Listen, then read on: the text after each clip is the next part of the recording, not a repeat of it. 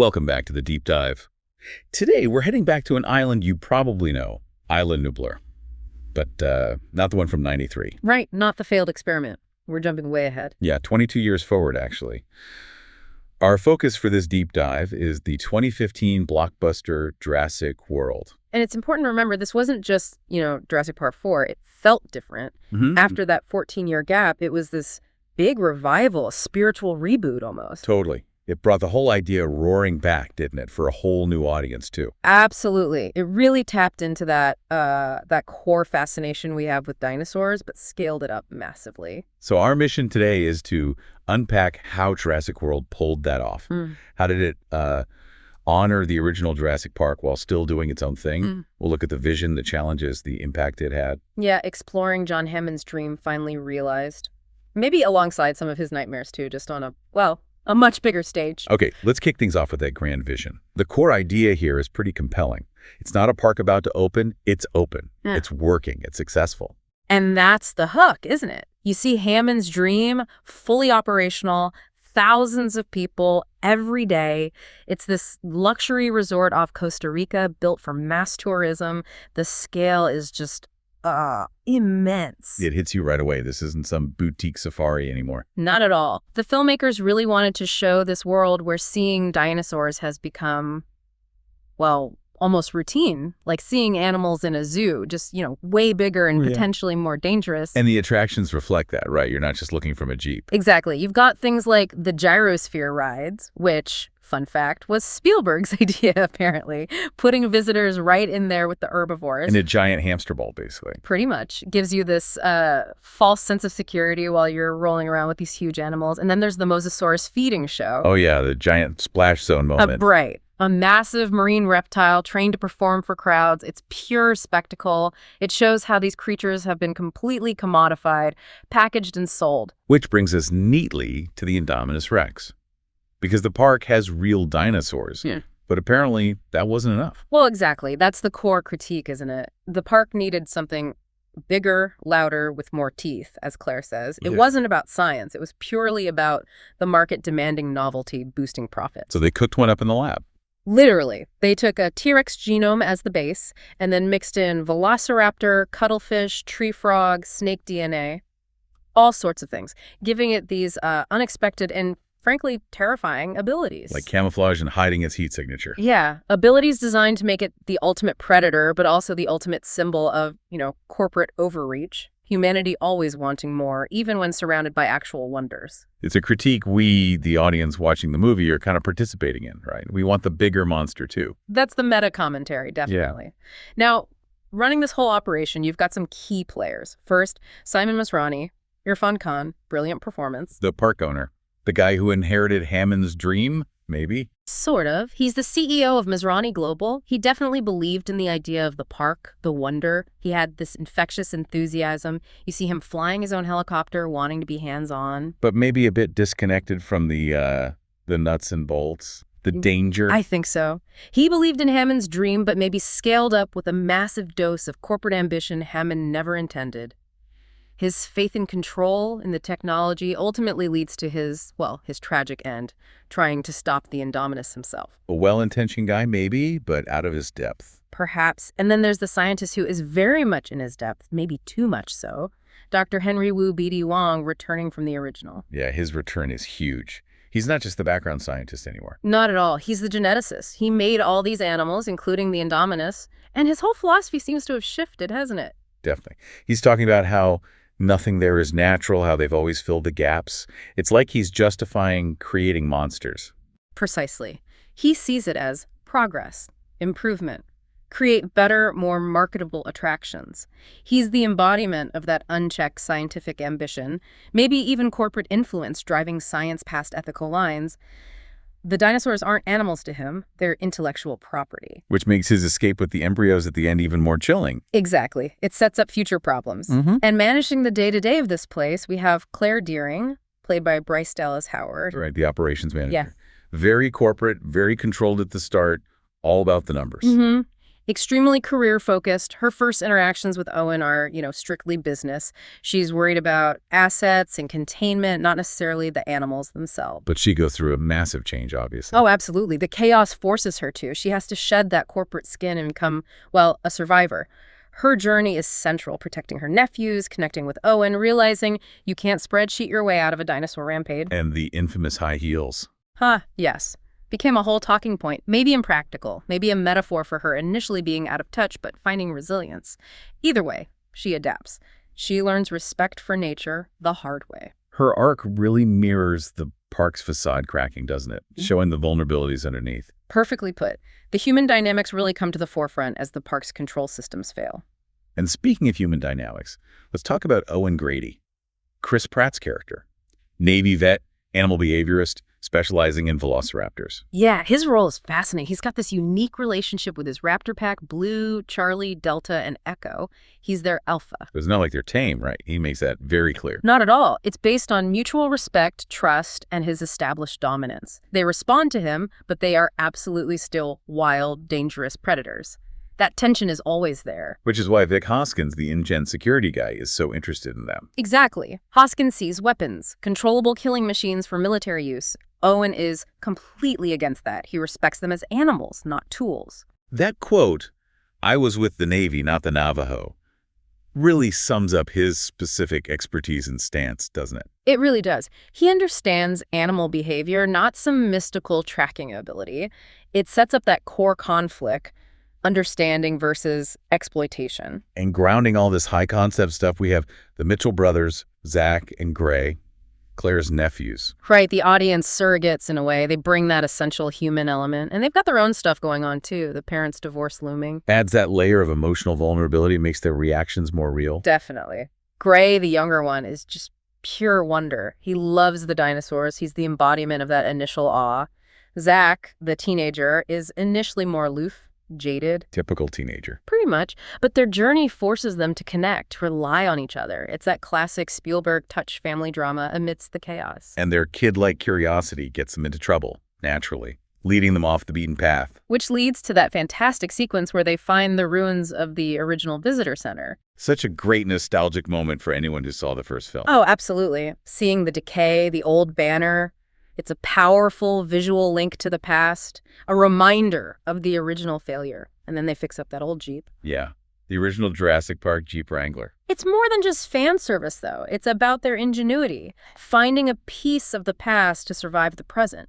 It connects the two eras of the park's history, and it puts them right in the path of danger because they're out there when things really start to go wrong. Because Owen's already warning Claire about the Indominus, isn't he? Saying it's unstable because it was raised in isolation. Yes. He points out the lack of socialization is a huge red flag for a complex predator. It doesn't know its place in the world. But his warnings are kind of brushed off initially. Until it escapes, or seems to. Right. That crucial scene at the paddock, the claw marks on the wall, Owen and the two ACU guys going in, and then the reveal. Chilling. It was there the whole time. Camouflaged. Exactly. And masking its heat signature, it instantly shows this isn't just an animal. It's intelligent, it's deceptive, and it's incredibly lethal, designed to hunt and kill in ways they never anticipated. And that's the moment the park truly, irrevocably plunges into chaos. Yeah. From that point on, all bets are off. The killing spree begins. And it's brutal right from the start. The way the Indominus takes out that ACU team. It highlights the folly of their approach, using non-lethal weapons because the asset is too expensive to kill. Owen warned them. It shows the corporate mindset prioritizing investment over safety, even in that moment. And the Indominus seems calculating, clawing out its tracker. Exactly. It shows intelligence, planning, and then the scene with the Apatosauruses, just killing them for sport, not for food. That was really disturbing. It established it as something truly malevolent, not just a hungry animal. A monster born of bad science and worse intentions. And then it just escalates, doesn't it? The pterosaurs escaping the aviary. Oh man, that scene on Main Street. Pure chaos.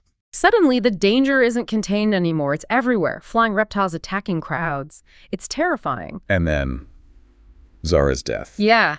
That was memorable and controversial. Snatched by a pteranodon, dropped in the lagoon, eaten by the mosasaurus. It felt unusually cruel, maybe. And yeah, the first major female character death in the series. It definitely stood out for its brutality. Underscores how random and horrific the danger had become. No one was safe. Not even the boss. As Ronnie tries to take it down himself in his helicopter. Yeah, a brave but ultimately doomed effort. The escaped pterosaurs take him out, crashing the helicopter, which leaves a power vacuum. Which Vic Hoskins is more than happy to fill. Oh, immediately. He sees his chance. Masrani's gone. Chaos reigns. Time to implement his plan. Use the raptors as weapons against the Indominus. And he pressures Owen into it. He does. Owen's totally against it, knows it's a terrible idea, but Hoskins frames it as the only option left to stop the bigger threat, to save people. Owen reluctantly agrees it's a horrible choice for him. Leading to that hunt in the jungle.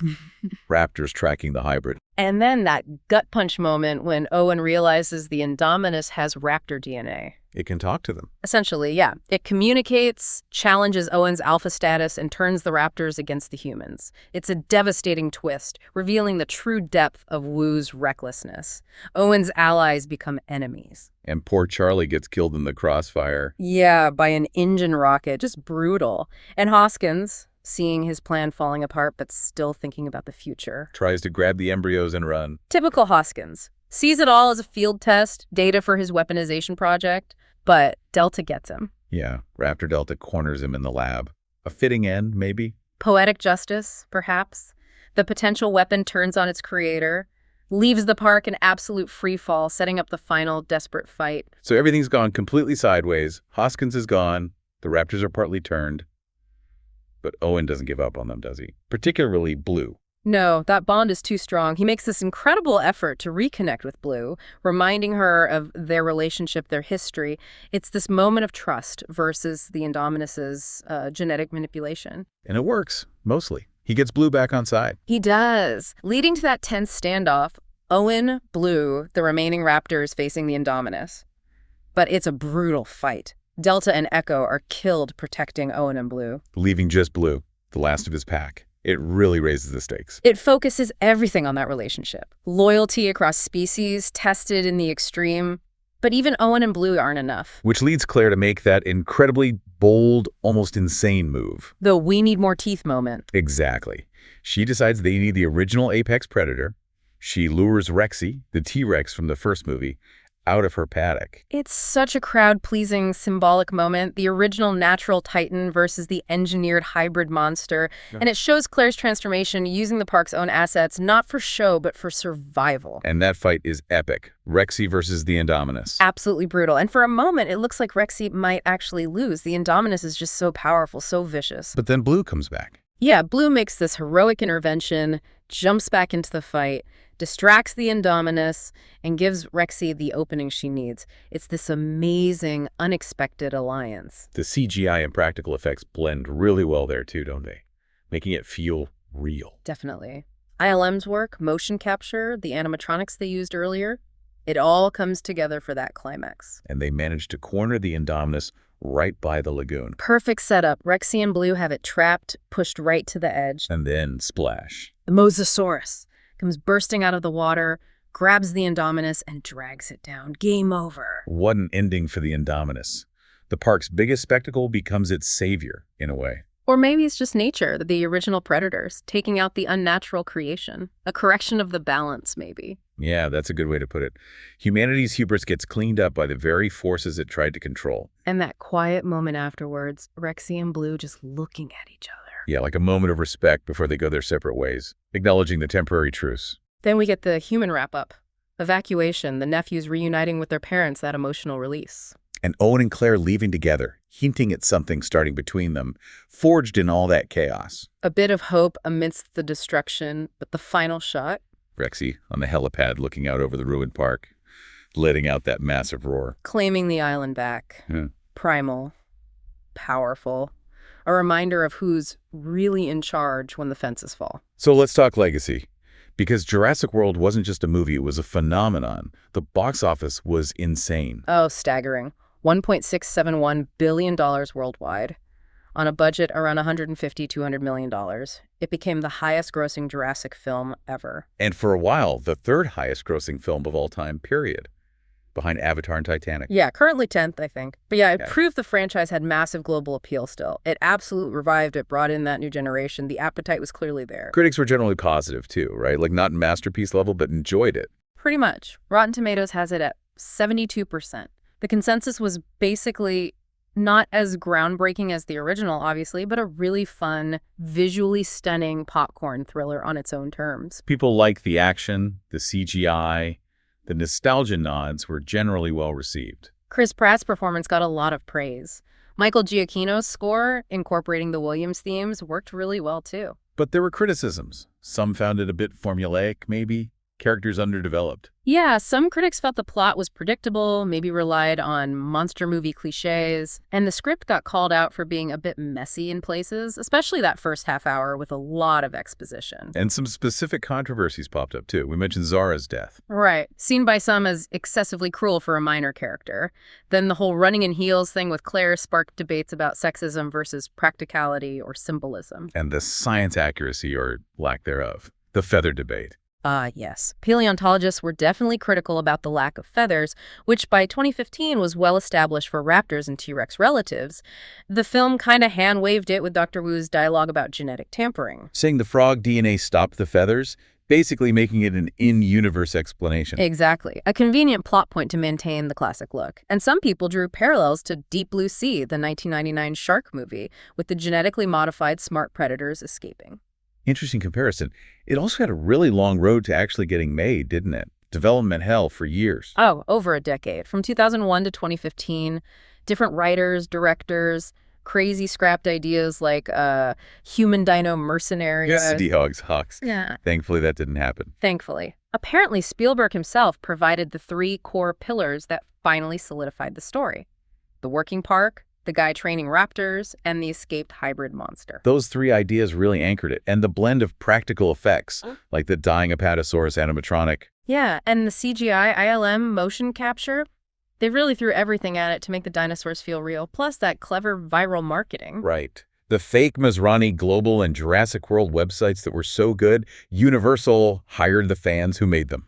Yeah, brilliant move. Built incredible hype before anyone even saw a trailer, showed how engaged the fan base was. And of course, Jurassic World didn't just revive the franchise, it launched a whole new trilogy. Absolutely. Led directly into Fallen Kingdom in 2018 and Dominion in 2022. And now there's another one coming, Jurassic World Rebirth, planned for 2025. The universe keeps expanding. Beyond films, too. Theme park rides. Animated shows like Camp Cretaceous. Which was actually pretty good. Explored the island's fall from a different perspective. Plus video games like Jurassic World Evolution, where you get to build your own park. Maybe learn from their mistakes. Hopefully. It's a huge multimedia franchise now. So, wrapping things up, Jurassic World really embraced being a massive blockbuster. It delivered the spectacle people wanted. But it also tried to weave in those themes about corporate greed, scientific ethics, the consequences of, playing God. Yeah, brought dinosaurs back in a huge way, tapping into that enduring fascination, but also raising those familiar ethical questions for a new audience. Wonder and terror, control versus nature. Which leaves us with a final thought for you, the listener. We live in a world that constantly craves the next big thing. Bigger, faster, louder, better in tech, entertainment, everything. So what lessons from Jurassic World about that kind of unchecked ambition and the unintended consequences it can unleash feel most relevant for our world today? It's definitely something to chew on. A blockbuster with a bit of a bite. Join us next time as we take a deep dive into The Lion King 2019. You won't want to miss it.